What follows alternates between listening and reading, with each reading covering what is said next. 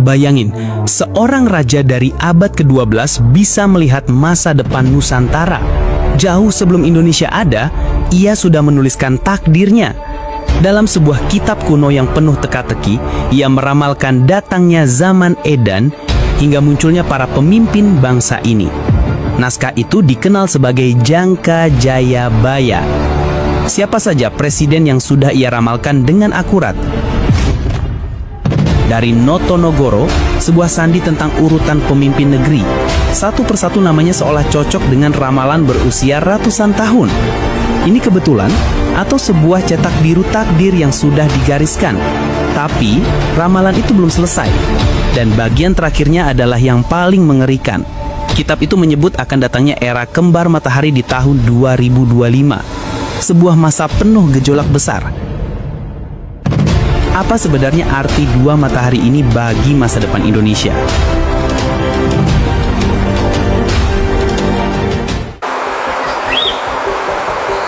Kita mundur dulu ke abad ke-12.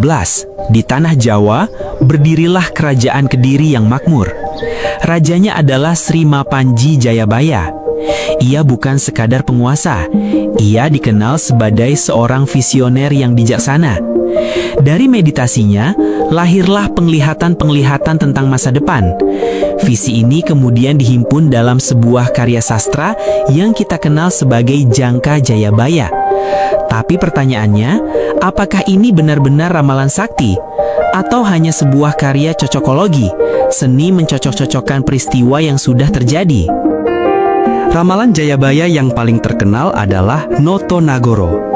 Ini adalah sandi tentang siapa yang akan memimpin Jawa atau Indonesia pasca era penjajahan.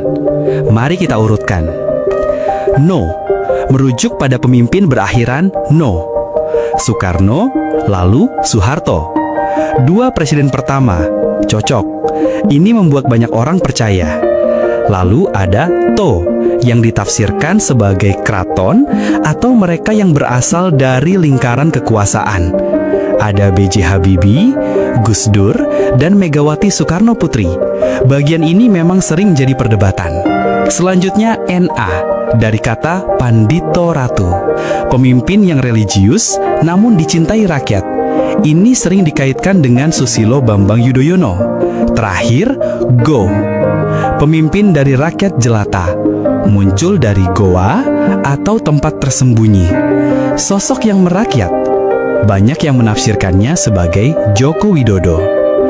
Urutannya terlihat pas kan? Tapi disinilah misteri baru dimulai. Siklus Notonagoro dianggap sudah selesai di Jokowi. Lalu, siapa selanjutnya?